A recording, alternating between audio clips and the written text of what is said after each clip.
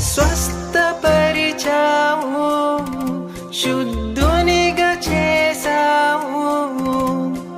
మురికి కోపము నుండి నన్ను లేవనెత్తావు.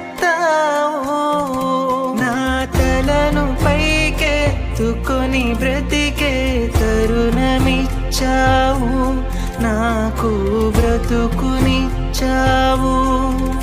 నిన్ను ఆశ్రయించి నిరాశ చెందు నరులు ఎవ్వరు. యేసు యేసు